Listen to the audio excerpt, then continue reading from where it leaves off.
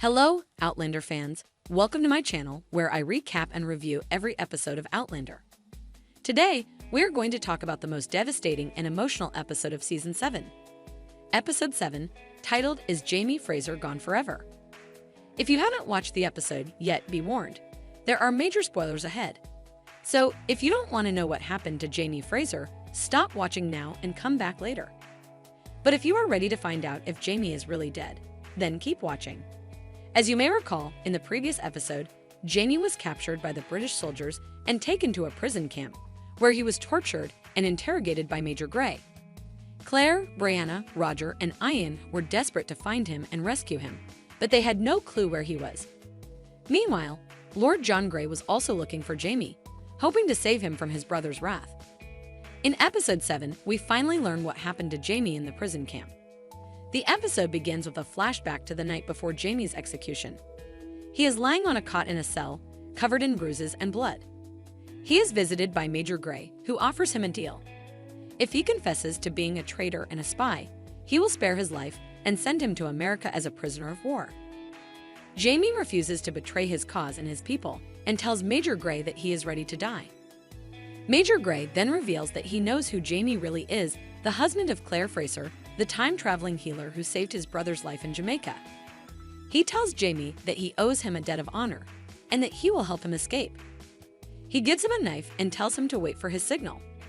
He then leaves the cell and goes to the execution ground, where a crowd of soldiers and spectators are gathered. Jamie waits for Major Grey's signal, but it never comes. Instead, he hears a gunshot and sees Major Grey fall to the ground. He realizes that Major Grey has sacrificed himself for him, and that he has no chance of escaping. He decides to use the knife to end his own life rather than face the hangman's noose. He stabs himself in the chest and falls unconscious. The next scene shows Claire arriving at the prison camp with Brianna, Roger, and Ian. They have followed Lord John Grey's clues and found out where Jamie is being held. They rush to the execution ground, hoping to save him in time.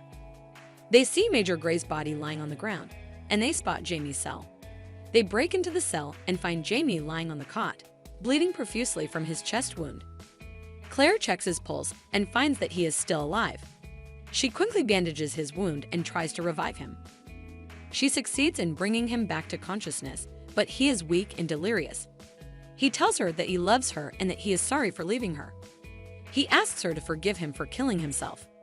Claire tells him that she loves him too and that she forgives him. She tells him that he is not going to die and that they are going to take him home.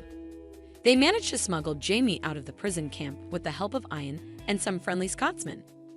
They take him to a nearby cottage where Claire treats his wound and infection. She tells him that Major Grey saved his life by giving him the knife and distracting the soldiers with his gunshot. She also tells him that Lord John Grey helped them find him by leaving them clues along the way. Jamie is grateful for their help, but he is also filled with guilt and grief. He feels that he has failed as a leader and a husband, and that he has dishonored Major Grey's sacrifice.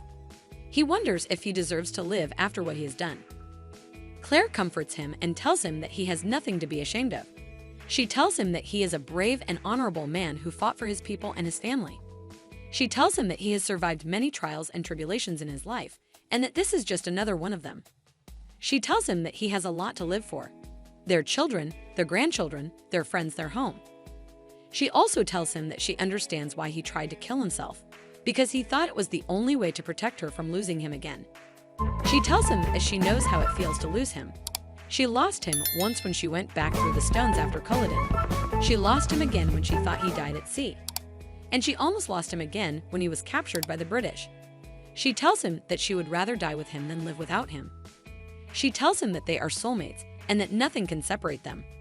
She tells him that they have a bond that transcends time and space and that they will always find each other, no matter what. She tells him that he is her home and that she is his. She kisses him and holds him in her arms. He kisses her back and holds her tight. He tells her that he loves her more than anything in the world and that he is sorry for hurting her.